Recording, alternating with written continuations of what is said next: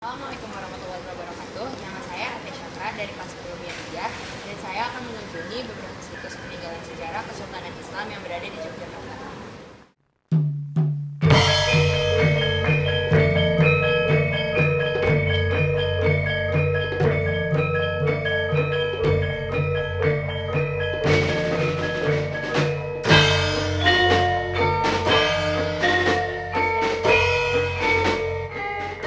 Halo, sekarang saya sudah memasuki kawasan Keraton Ngayogyakarta Hadiningrat.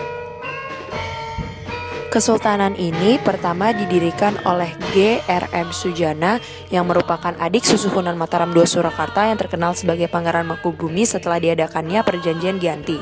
Pangeran Mangkubumi juga diakui sebagai Sri Sultan Hamengkubuwono I dan mendirikan keraton ini pada tahun 1755 serta mengalami renovasi pada tahun 1921 oleh Sultan HB8. Ini merupakan bangsal pagelaran untuk upacara keraton dan setiap bulan tertentu yaitu Syawal, Besar, dan Mulut diadakannya upacara Grebeg Gunungan. Logo keraton melambangkan HB yaitu Hamengkubuwono. Hamengku artinya memangku, Buwono ibarat rakyat. Jadi sultan-sultan memangku rakyatnya untuk Jogja selalu tentram. Di samping teras keraton masuk gapura ini terdapat sekolah-sekolah seni untuk dalang. Sekarang kita sampai di tempat duduk para algojo keraton yang terdiri 2 orang. Algojo pertama bertugas memotong leher bagi para penjahat dan yang kedua untuk memotong jari bagi para pencuri. Dikarenakan hukum yang dijalankan masih sesuai dengan syariat Islam dan belum adanya penjara sampai Sultan HB9, maka hukuman lama diganti dengan hukuman penjara. Di depan saya ini ada tempat di mana para sultan-sultan itu dilantik atau pelantikan. Pewarisan di keraton wajib memakai hukum Islam. Kursi ini untuk pangeran sebelum dilantik dan kursi emas merupakan kursi saat mereka dilantik yang bernama dampar kencana. Terakhir pelantikan ini digunakan pada tanggal 7 Maret 1989. Yang berada di depan saya ini adalah yang biasa disebut bangsal Witono yang memiliki 3 warna. Bisa dilihat itu ada warna kuning, merah, dan hitam. Kuning itu melambangkan agama Islam, merah agama Hindu, dan hitam agama Buddha.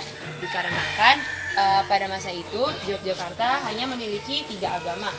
Dan kemudian di sini ada 4 tiang kokoh yang terbuat dari baja yang Sultan beli dari Belanda, yang melambangkan 4 elemen yang ada dalam kehidupan di bumi.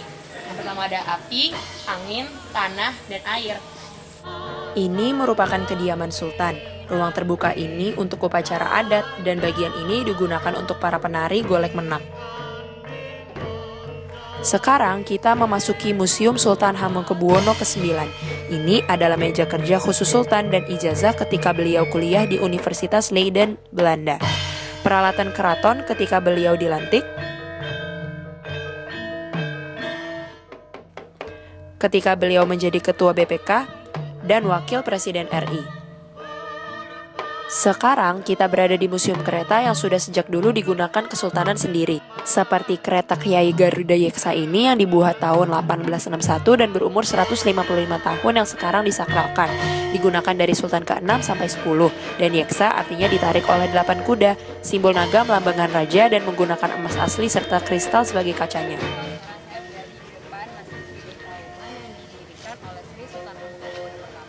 Bersama Kiai Fakih Ibrahim Diponingrat yang merupakan penghulu keraton pertama dan juga Kiai Wiryokusumo sebagai arsiteknya. Masjid Gede Kauman ini dibangun pada 6 Rabiul Akhir 1187 Hijriah. Pada 1897, seorang Kiai Haji Ahmad Dahlan berjuang membetulkan arah kiblat masjid yang semula ke barat ternyata sudah melenceng 24 derajat. Namun, hal ini menentang ulama keraton dan puncak konflik ini ketika surau beliau di Kauman dirobohkan. Sekarang saya berada di bekas taman atau kebun istana keraton Ngayogyakarta Hadiningrat dan bisa disebut Taman Sari. Taman Sari adalah bekas taman atau kebun istana rahasia yang berdiri bersamaan setelah pecahnya Mataram. Dulu taman ini sebagai kolam permandian Sri Sultan dan Permaisuri, tempat singgah seluruh keluarga keraton, benteng untuk menghadapi perang, dan tempat peribadatan. Karena di dalam taman ini terdapat masjid bawah tanah yang disebut Sumur Gumuling, yang dibangun oleh Sri Sultan HB1 sendiri karena ia merupakan orang yang sangat taat agama. Sayangnya Taman Sari hanya berfungsi dari Sultan HB1 hingga 3, kini dijadikan tempat rekreasi.